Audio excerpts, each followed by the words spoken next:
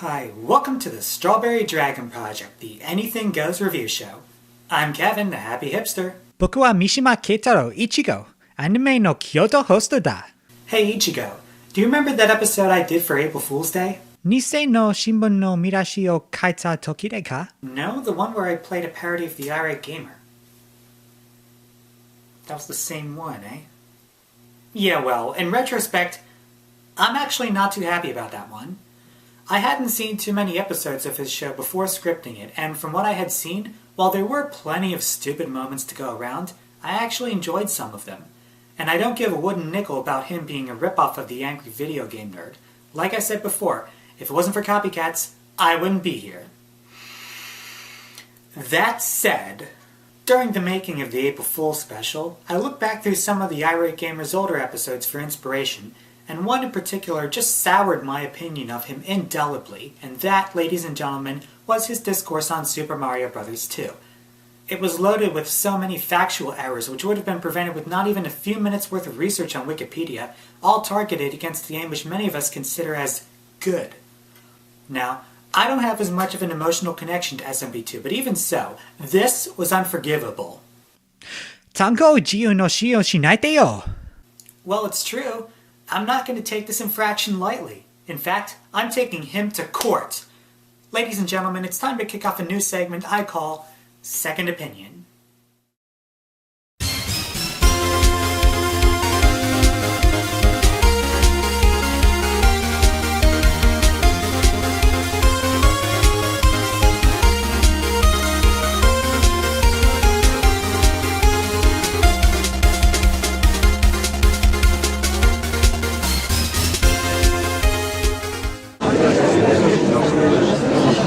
Order! I will now hear the case of Kevin and Ichigo versus the Irate Gamer.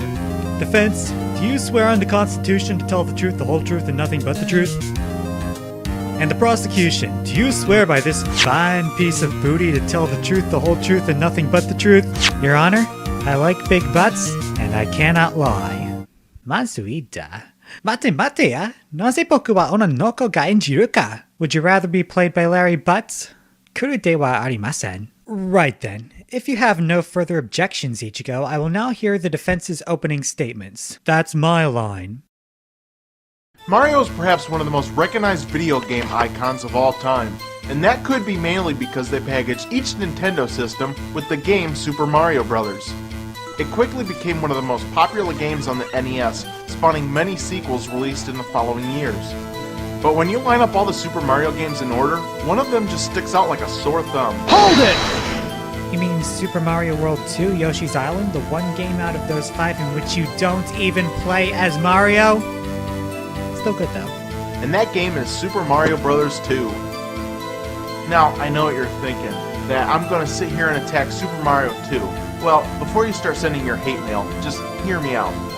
No, I don't really hate Mario 2, but when you compare it to the other Mario games, this game just has ass written all over it. Hold it! Oh, you mean like,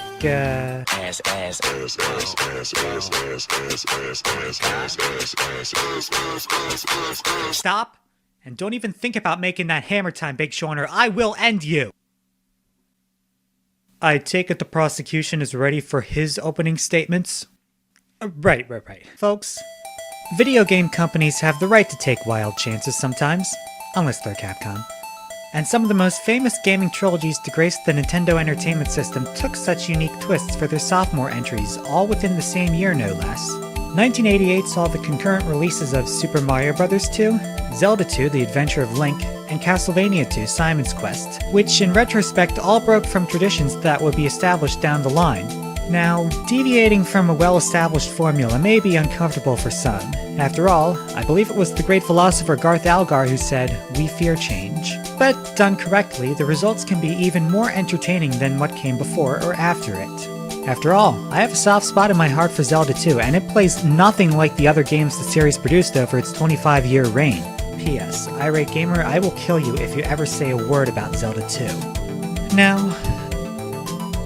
I can understand that not all changes will suit all people, but journalism requires the ability to see arguments from as many points of view as possible, and the defendant has shown incredible bias, painting his subject, Super Mario Bros. 2, as an unsalvageable wreck of a video game without giving any regard to its entertainment value and other redeeming qualities. On top of that, he has committed research failures which could have been solved by not even a few minutes on Wikipedia, and I can't help feeling I've said this before. As such, I have charged the defendant with gross bias and research failures.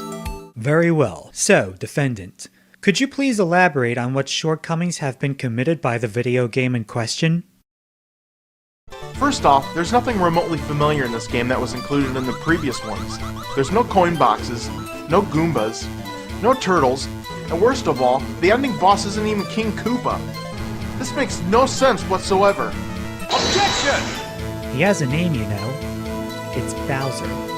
Honest to God, how can you even call yourself a Super Mario fan when you can't even get that little fact right? Now when you start this game, you'll have the choice of picking between 4 different characters, all with their own special abilities. Mario is the regular fighter, Luigi is the high jumper, Princess Peach can hover in the air for extended periods of time, and Toadstool, well, he's pretty much worthless. Objection! Toad is not useless. He's the fastest digger out of all the 4 characters, which comes in handy in places such as the levels in World 2, which have deep digging passages. You'll notice that the gameplay has been totally altered. First they did away with the ability to smash your enemies. Instead, you'll have to pick them up and toss them at other enemies in order to kill them. Hold it! Okay, look. I can understand annoyance at the loss of instant gratification, like the kind you find when you stomp on an enemy in Super Mario Bros. And it goes away right then and there. But SMB2 plays by its own set of rules, and if you're comparing it to a completely foreign system, then you're not going to have fun with it. Which, I might argue, is the point of video games on the whole, no?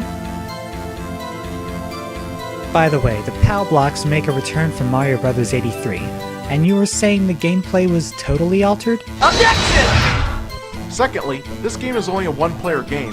It's totally different from the original in which you could play 2 players. Hold it! You could always take turns, you know. Everyone does it. Oh, and a funny thing about that. In its earliest stages of development, SMB2 was conceived as supporting 2-player co-op, but this feature was deemed not fun enough and scrapped early on. Final point, the multiplayer offerings of the first SMB were of the take-turns variety. A lot of NES games were. Seriously, simultaneous multiplayer like in Ice Climber and Contra was the exception, not the rule. Another thing that just pisses me off is the game starts you off with a 2-heart health meter. And every time you get hurt, they take away an entire heart. Now, I wouldn't mind this so much, but they make it very hard to replenish your health. In the first Mario Bros. Game, it was really simple. All you had to do was just pound away at coin boxes until you ended up finding a mushroom. But with the second game, they decided to make things much harder. It's only after you kill a certain amount of enemies that a heart will float up from the bottom of the screen. Well, big f***ing whoop. Doing it this way is just stupid. When? And remember that invincibility star? Well, yeah, they pretty much f***ed that whole thing up too. Instead of now finding the star, you'll have to go around and collect 5 cherries that are scattered around the level. And after you've collected that 5th cherry, you gotta wait for it. Ugh, look at this. Could it move any slower? I can take a shit faster than this. Then take that shit.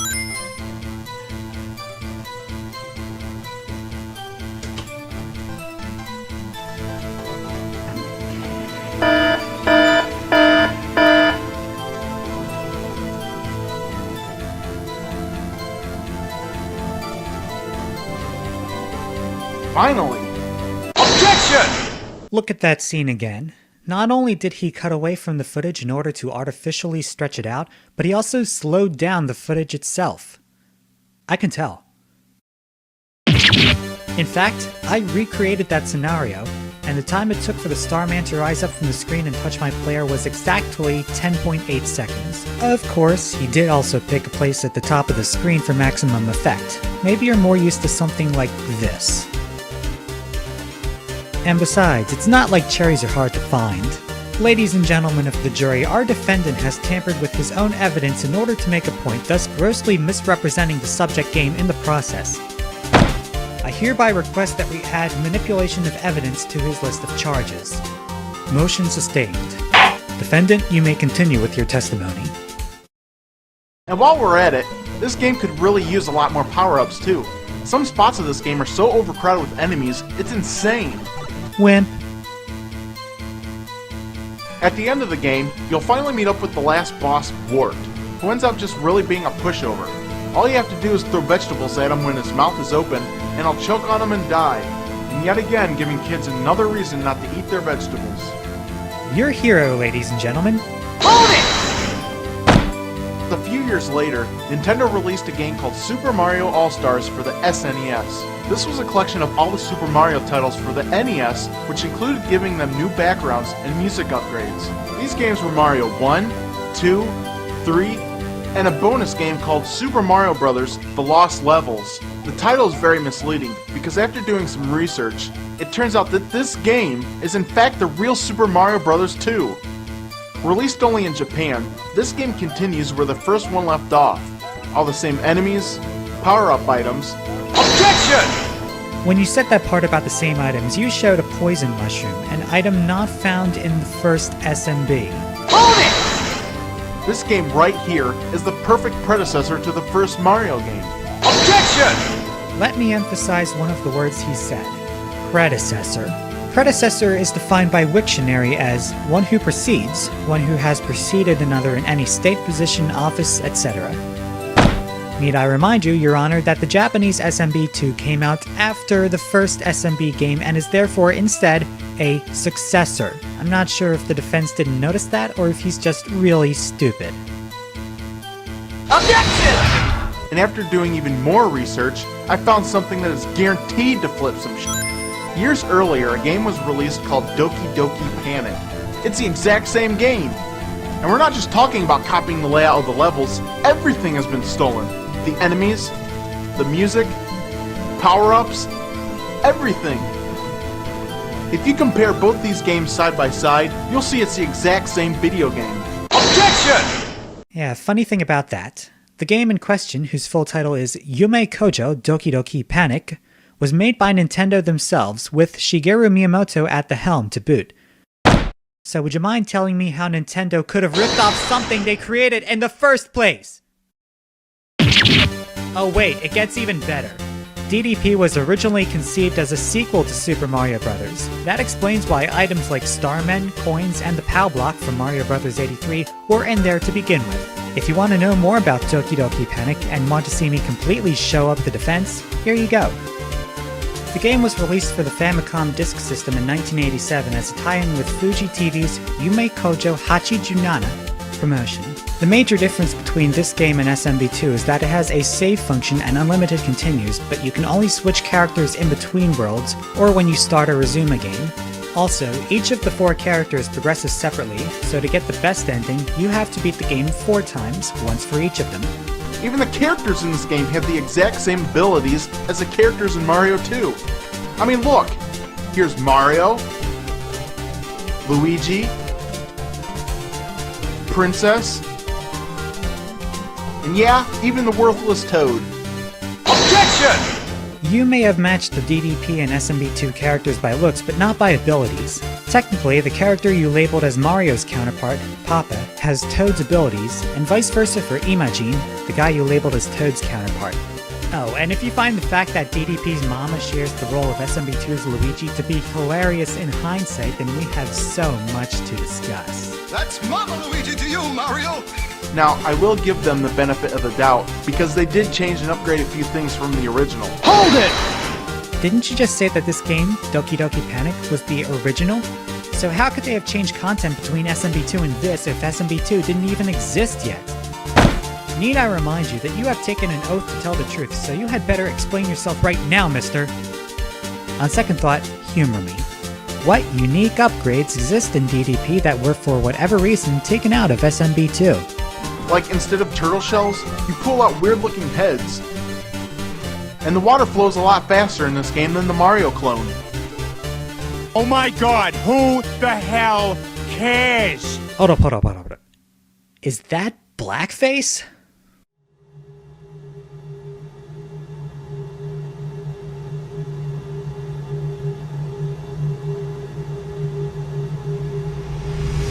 Shiratamaru! あるの日本人は人を種差別主義者です。Moving on. Defense? It's unclear as to why they copied it in the first place, but many have speculated that the real Mario 2 game was just too much like the first one. And I guess that's understandable, because having two of the same thing can get stale and repetitive. Yep, stale and repetitive. Objection! Partial credit for once. See, Nintendo of America was the one who chose not to sell the original SMB2 abroad, partly because it was more of the same, yes, but mostly because of its intense, frustrating challenge. And at such an early stage, Nintendo of America did not want to risk Mario's popularity with a product they felt others would not appreciate. Now, The Lost Levels has been re-released numerous times. For example, I've played it as part of Super Mario Bros. Deluxe on Game Boy Color, and I agree it puts you to the test alright. But still, better late than never. Or better late than on time in this case. Take that! Now, I was never a big fan of Super Mario 2, but a few years ago, they released it again, and this time for the Game Boy Advance. Super Mario 2 was given a complete makeover, and the end result is amazing. I can honestly say that for the first time, this truly feels like a Mario game.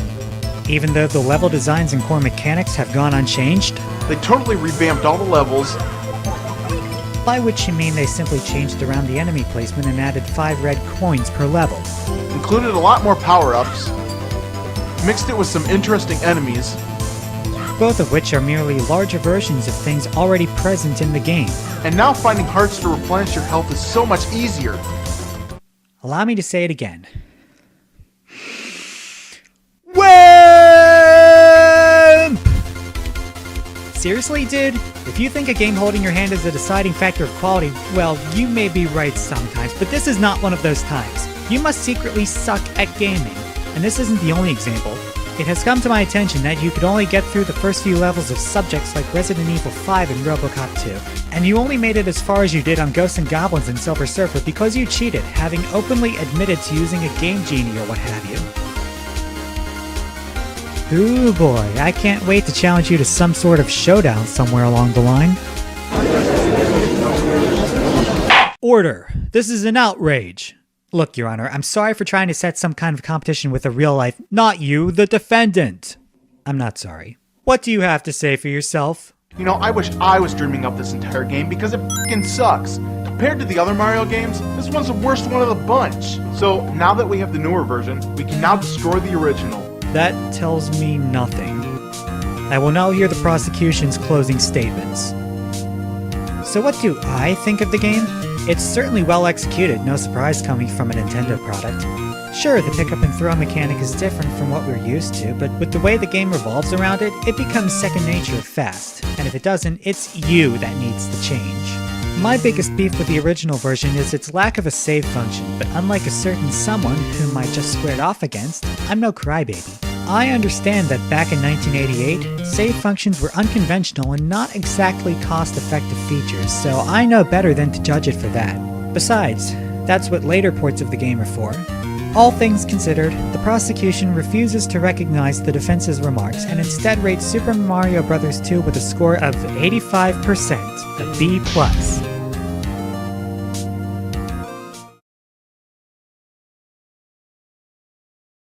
Has the jury reached a verdict? We find the defendant, the irate gamer, guilty of gross bias, research failures, and perjury under oath. Thank you. I hereby sentence the defendant to sudden, instant, and even immediate death. I'm sorry, Your Honor, when were you planning to— That answers my question.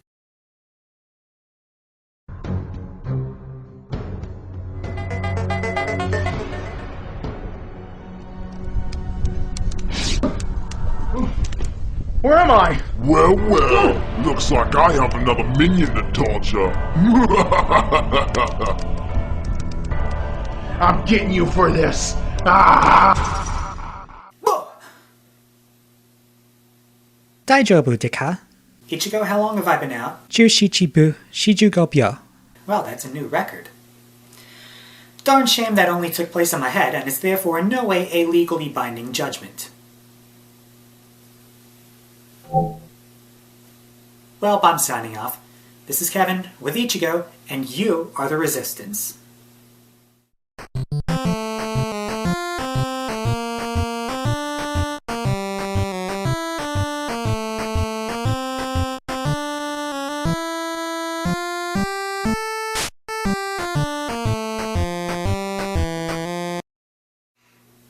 I don't always ask for subscribers, but when I do, I make each one special.